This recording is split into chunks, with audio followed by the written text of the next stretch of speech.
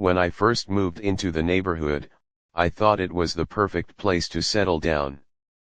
The houses were neat, the lawns trimmed, and the community seemed peaceful.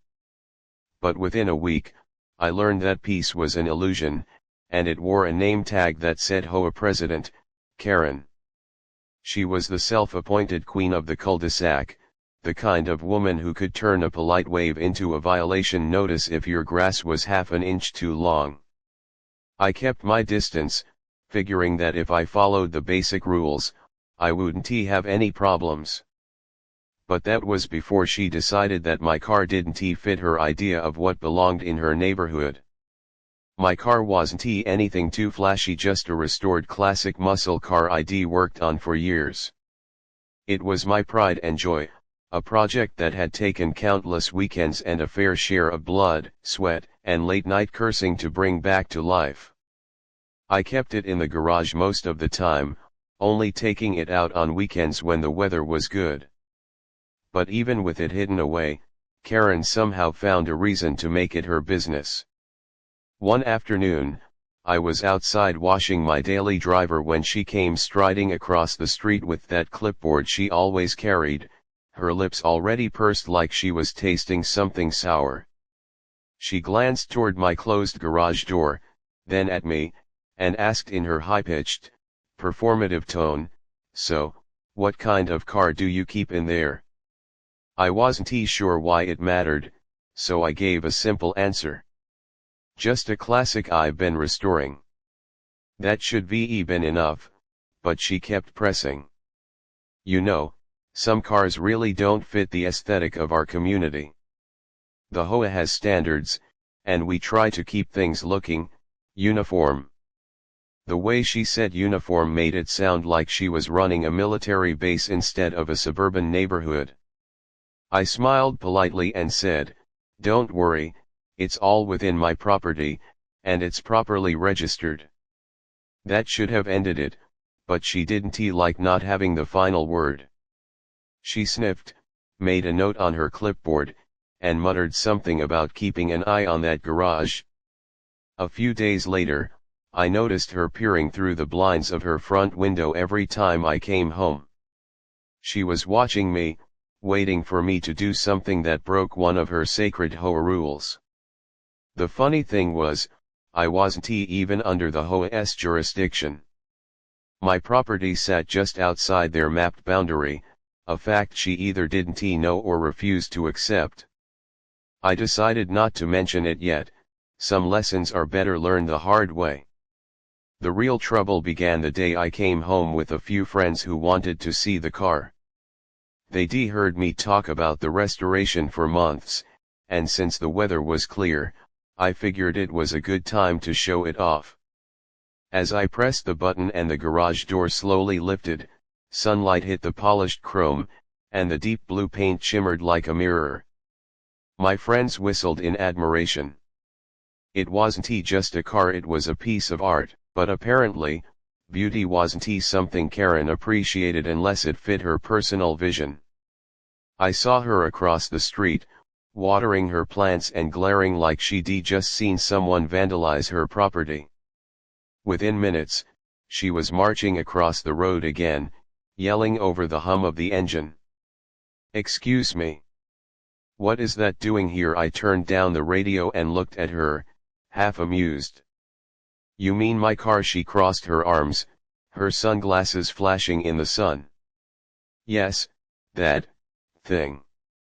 That's not exactly the kind of vehicle we allow in this neighborhood. It's loud, it's distracting, and it's lowering property values." My friends exchanged looks, barely suppressing their laughter. One of them whispered, "Is she serious?" I grinned and replied, "Ma'am, this car is older than this neighborhood. I think it'll be fine." That only made her angrier. She demanded to know if I had filed a vehicle aesthetics approval form, something that didn't even exist outside her imagination. I told her she had no authority over my property, but she ignored that and stormed off muttering about calling a board meeting. For the next few days, she made a show of standing near my driveway whenever she could, pretending to make notes while staring at my garage. The situation escalated when I left early one morning to run errands.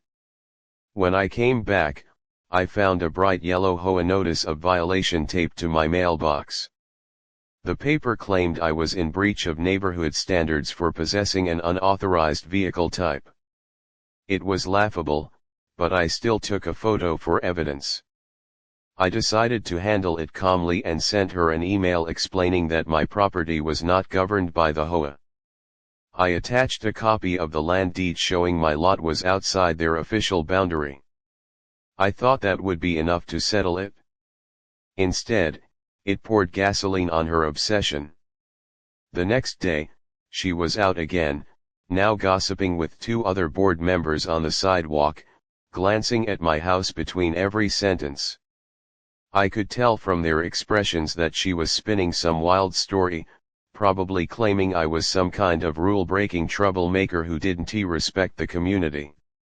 What I didn't expect was how far she'd go to prove it. That evening, as I was pulling into my driveway, she shouted from across the street, "We'll see how long you keep that car when the HOA steps in." I didn't bother responding. I just parked, smiled, and went inside. But deep down, I knew she wasn't done. Karen was the kind of person who couldn't handle not having control.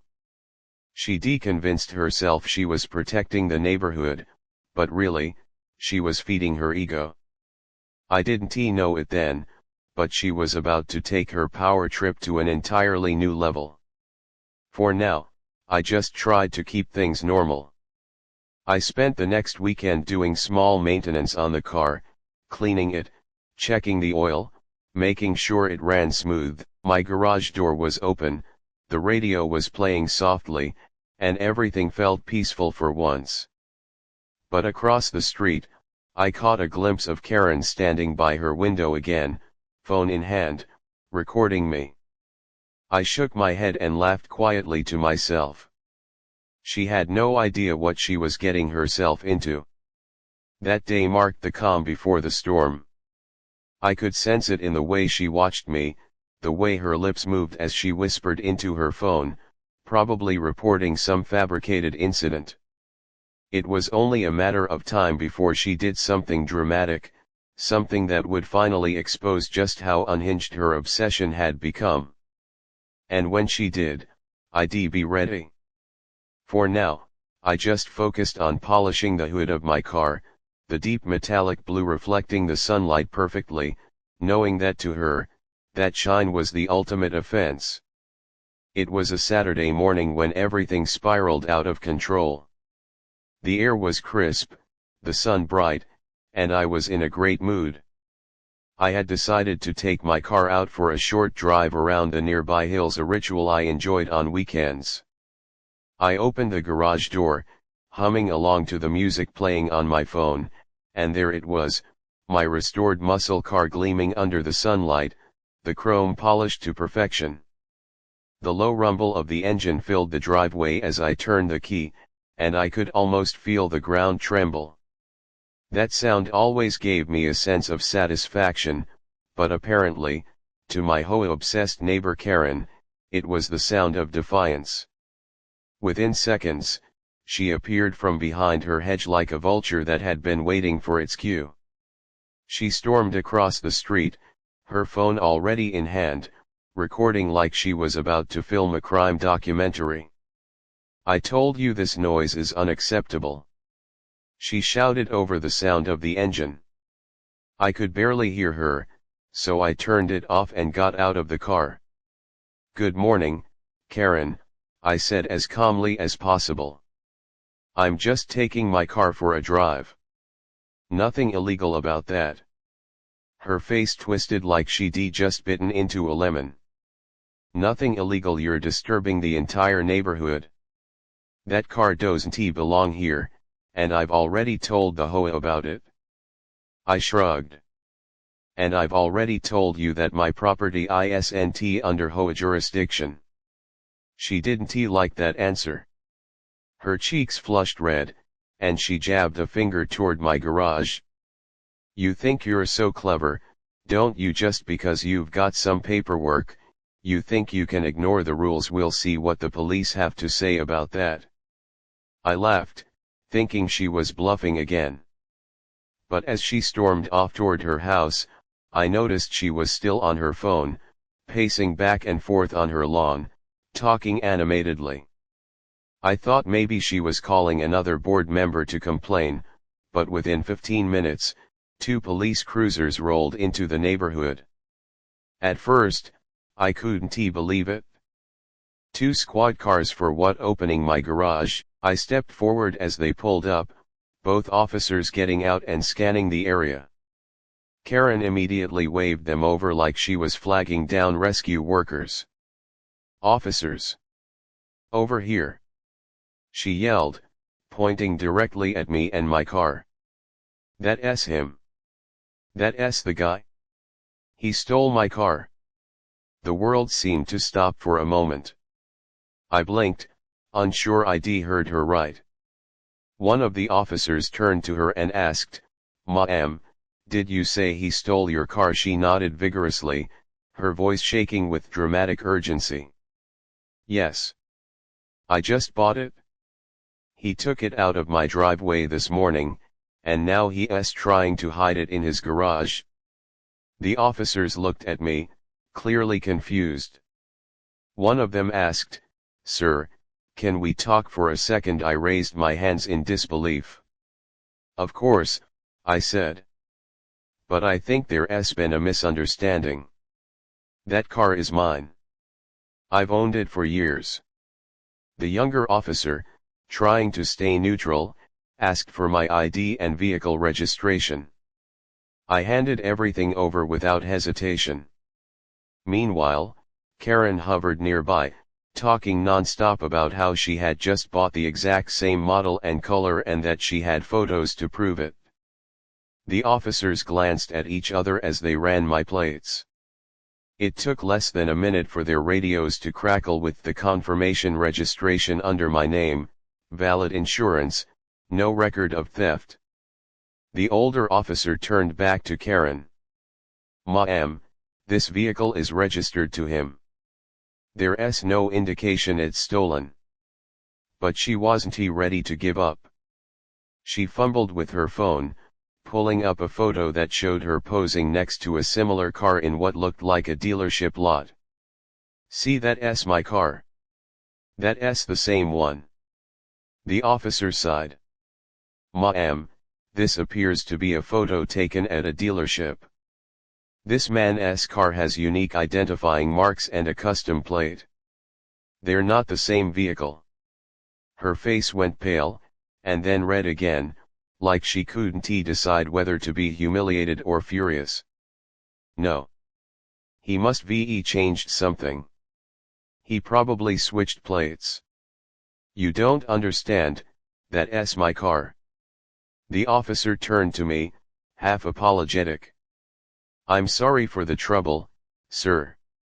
We just had to respond to the call." I nodded, still stunned but keeping my cool. "No problem, officer. I appreciate you doing your job." Karen was still sputtering, trying to argue, but the police had had enough. "Ma'am, unless you have a bill of sale with this vehicle's VIN number, there's nothing more we can do." Her confidence crumbled. She mumbled something about calling her lawyer and stormed back to her house, slamming her door so hard the echo bounced off every house on the street. The officers lingered a moment longer, clearly trying not to laugh. One of them even said quietly, "You'd be surprised how many of these calls we get because of HOA drama." I smiled. I'm starting to believe it. They gave me a nod and drove off, leaving the street silent except for the faint hum of my car's cooling engine. I stood there for a while, staring at Karen's house, still trying to wrap my head around the absurdity of what had just happened. I'd expected her to nag, complain, maybe even send another fake violation notice, but calling 911 and accusing me of grand theft auto, that was on a whole new level of insanity. Later that afternoon, a few of my neighbors stopped by. They'd seen the police cars and wanted to know what had happened. When I told them the story, they couldn't believe it. One of them, a man named Greg who lived 2 houses down, laughed so hard he had to lean on my mailbox for support. She said, "You stole her car, oh, that's rich." She's been talking about that dealership visit all week. Guess she thought looking at a car meant she owned it? Another neighbor shook her head, saying, "We've all had problems with her. You're just the newest target." That explained a lot apparently. Karen had a reputation for weaponizing the HOA whenever someone didn't bow to her authority. By evening, the whole street knew about the incident. I could see blinds moving and heads peeking out of windows. Karen's house stayed dark, curtains drawn, probably out of embarrassment or scheming her next move. I didn't care which. I was just glad the truth was clear and the cops were on record with what really happened. I went inside, poured myself a drink, and sat down, still shaking my head in disbelief. The more I thought about it, the more ridiculous it became. She had tried to claim ownership of my car simply because it offended her sense of control. But deep down, I also knew this wasn't over. People like Karen don't just back down. They regroup. They look for another angle. And as I looked out the window at the reflection of my car under the garage light, I could almost feel the tension building again, like the quiet before a storm. She had embarrassed herself publicly, and that kind of ego doesn't heal easily. The next time she came for me, it wouldn't be with false accusations, it would be something sneakier, something personal. I didn't know what form it would take yet, but I knew one thing for certain: I'd be ready. A few days passed after the police incident, and things seemed almost calm. Karen hadn't been outside much, and her car hadn't moved from the driveway. The neighborhood was quieter, almost as if everyone was waiting to see what would happen next. I went about my business, not giving her much thought. I figured she'd embarrassed herself enough to back off. I was wrong. People like her don't retreat, they reload. It was a Friday afternoon when I noticed her out again, pacing by her mailbox, phone in hand. I ignored her, pulled into my driveway, and opened the garage to park my car. The moment that door lifted and the polished chrome of my car caught the sunlight, I could practically feel her anger radiating from across the street. She stood frozen for a second before storming toward me again, her phone raised like a weapon. I sighed, already tired before the confrontation even began. "Karen, what now?" I asked, keeping my voice calm. She glared at me, eyes wide and manic. "I just got off the phone with the dealership. They confirmed my purchase is still processing, which means you have my car illegally. You must have used fake paperwork." It took everything in me not to laugh. "You're saying you bought a car that isn't in your possession, from a dealership that's still processing your payment, and you think this is that car?" I leaned against the hood casually, watching her sputter. "Yes," she yelled. "You must have used my information or stolen the VIN.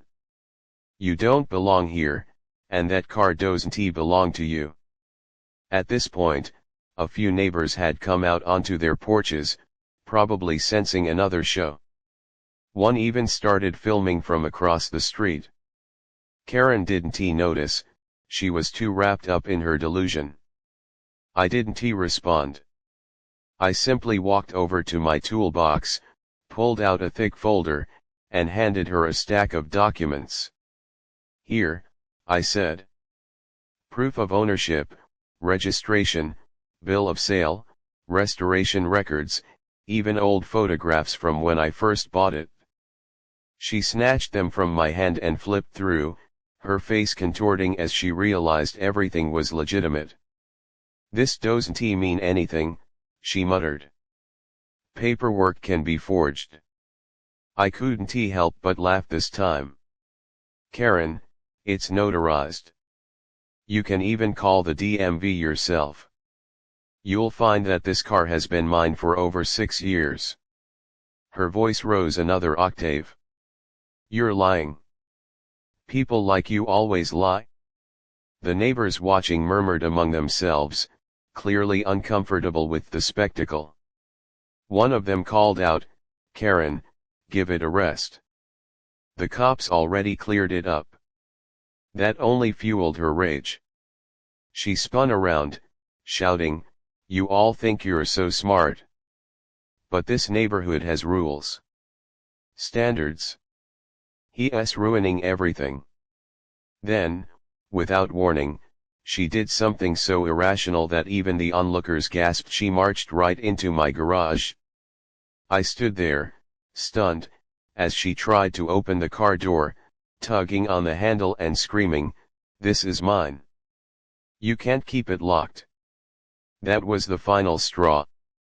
"Karen," I said sharply, "you are trespassing. Step out of my garage right now." But she ignored me, ranting about community ownership and proper appearances. I pulled out my phone and began recording. "I'm giving you one last warning," I said. "If you don't leave my property immediately, I'm calling the police again." That snapped something in her. She froze, looked around, and finally realized everyone in the neighborhood was watching her, several now recording from their lawns. Her face went pale as the reality of her outburst sank in. She stammered something about misunderstanding and hurried out, nearly tripping over herself as she retreated to her house. I stood in the driveway, my phone still recording, heart pounding. It was surreal. How could someone unravel this badly over a car? But at least now I had video proof of her trespassing and attempted damage. I sent the footage to my lawyer that evening, just in case she tried anything else. The next morning, there was a knock on my door. It wasn't Karen this time, it was a police officer. He was polite, explaining that she had filed yet another report claiming I had threatened her. But when he saw the footage I had of her breaking into my garage, his tone shifted. "I think we've got the full story," he said. "She's wasting everyone's time at this point." I thanked him for being professional, and he left with a promise that they'd issue her a warning for filing false claims. The neighborhood was buzzing with gossip by that afternoon.